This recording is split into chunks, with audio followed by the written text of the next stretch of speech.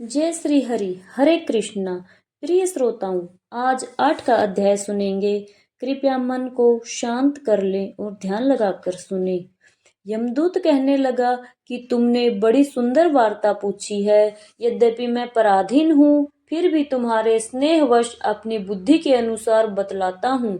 जो प्राणी काया, वाचा और मनसा से कभी दूसरों को दुख नहीं देते, वे यमलोक में नहीं जाते। हिंसा करने वाले वेद, यज्ञ, तप और दान से भी उत्तम गति को नहीं पाते। अहिंसा सबसे बड़ा धर्म, तप और दान ऋषियों ने बतलाया है। जो मनुष्य जल या पृथ्वी पर रहने वाले जीवों को अपने भोजन के लिए मारते हैं, वे कालसूत्र नामक नरक में पड़ते हैं और वहां पर अपना मांस खाते हैं और रक्त पीप पान करते हैं तथा पीप की कीच में उनको कीड़े काटते हैं। हिंसक जन्मांध, काने, कुबड़े, लूले, लंगड़े, दरिद्री और अंगहीन होते हैं। इस कारण इस लोक तथा परलोक में सुख की इच्छा करने वाले को काया, वाचा तथा मन से दूसरे का द्रोह नहीं करना चाहिए। जो हिंसा नहीं करते, उनको किसी प्रकार का भय नहीं होता। जिस तरह सीधी और टेढ़ी दोनों प्रकार की बहने वाली नदियां समुद्र में जाती हैं, वैसे ही सब धर्म अहिंसा में प्रवेश कर जाते हैं। ब्रह्मचारी, गृहस्थ, वानप्रस्थी तथा यति सभी अपने अपने धर्म का पालन करने और जितेंद्रिय रहने से ब्रह्मलोक को प्राप्त करते हैं। जो जलाशय आदि बनाते हैं और सदैव पांचों यज्ञ करते हैं, वे यमपुरी में नहीं जाते।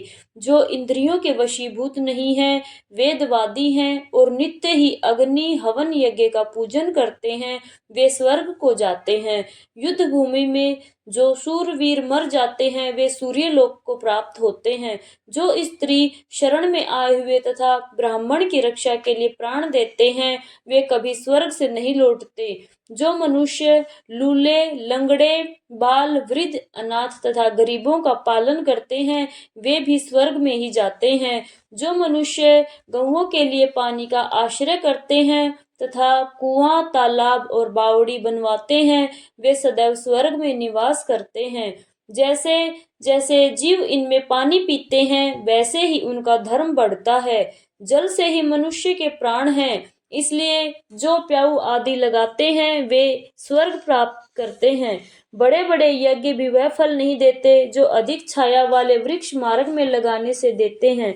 जो अच्छे फल और अच्छी छाया वाले मार्ग के वृक्षों को काटता है, वह नरकगामी होता है। तुलसी का वृक्ष लगाने वाला सब पापों से छूट जाता है।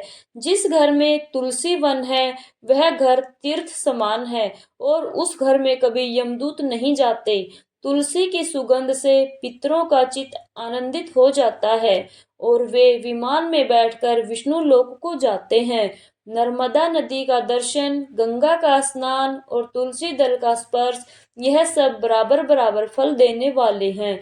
हर एक द्वादशी को ब्रह्मा भी तुलसी का पूजन करते हैं। रतन, सोना, फूल तथा मोती की माला के दान का इतना पुण्य नहीं जितना तुलसी की माला के दान का। जो फल आम के 1000 और पीपल के 100 वृक्षों के लगाने से होता है, वह तुलसी के एक वृक्ष के लगाने से होता है। पुष्कर आदि तीर्थ, गंगा आदि नदी, वासुदेव आदि देवता सब ही तुलसी में वास करते हैं। जो मनुष्य एक बार, 2 या 3 बार रेवा नदी से उत्पन्न शिव मूर्ति की पूजा करता है अथवा स्फटिक रतन के पत्थर में आप से आप निकले हुए तीर्थ में या पर्वत या वन में रखी हुई शिव की मूर्ति की पूजा करता है और सदैव ओम नमः शिवाय मंत्र का जाप करता है, वह यमलोक की कथा भी नहीं सुनते। प्रसंग, शठता, अभिमान या लोभ से शिव पूजा करने वाले भी यमद्वार नहीं देखते। शिव पूजा के समान पापों के नष्ट करने वाला तथा कीर्ति देने वाला 3 लोक में और कोई काम नहीं है। जो शिवालय स्थापित करते हैं वह शिवलोक में जाते हैं। ब्रह्मा, विष्णु तथा शिव का मंदिर बनाकर मनुष्य बैकुंठवासी होता है। जो भगवान की पूजा के लिए फूलों का बाग लगाते हैं वे धन्य हैं। जो माता, पिता, देवता और अतिथियों का सदैव पूजन करते हैं वे ब्रह्मलोक को प्राप्त होते हैं। बोले श्री हरिनारायण भगवान की जय। प्रिय भक्तजनों, आगे का वृतांत सुनेंगे अध्याय 9 में। राधे राधे, हरे कृष्णा।